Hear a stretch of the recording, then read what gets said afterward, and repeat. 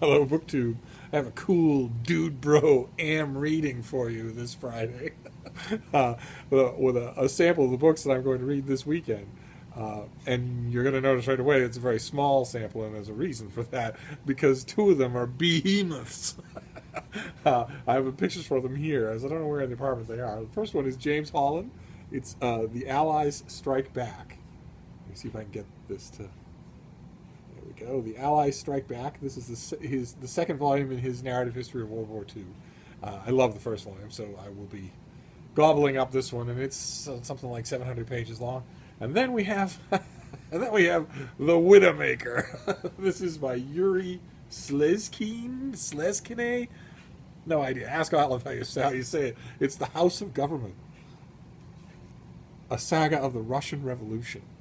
And it's a good 1,100 pages long. This will take me a long time to read, and I intend to sort of lose myself in it. So it could take a lot longer. Could crowd everything else out for the whole weekend.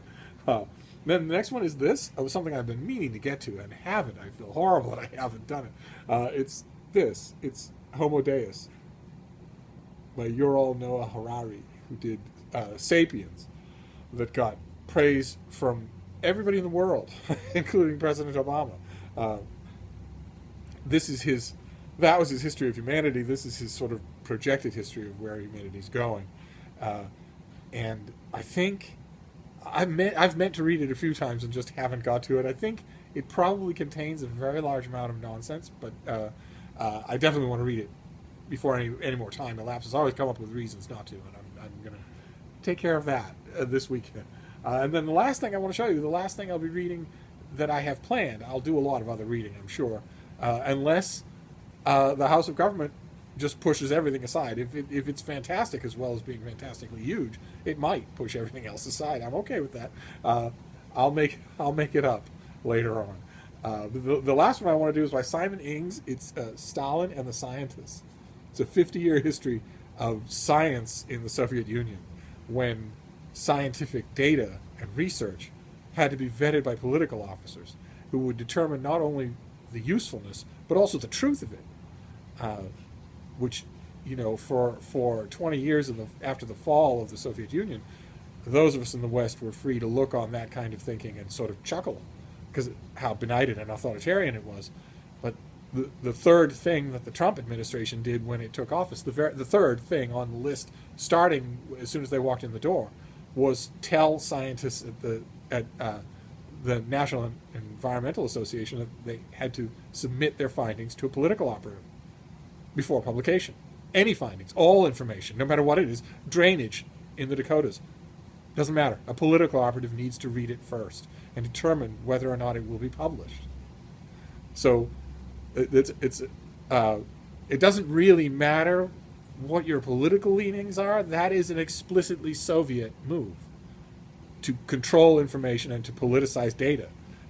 And this book, I mean, I have heard nothing but raves about it anyway. So I would have read it with joy anyway, but now it has sort of a totally unforeseen extra shiver of relevance. So I'll be reading it with that in mind. And that, believe it or not, is it for my cool dude bro am reading. It's a very short list because the books are so big.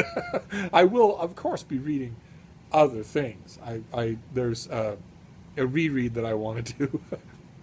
A totally unjustifiable reread that I want to do. I want to do Fighting Man of Mars by Edgar Rice Burroughs. I haven't read it in probably 20 years, and I want to read it again. I want to see what jumps out at me this time. And there's also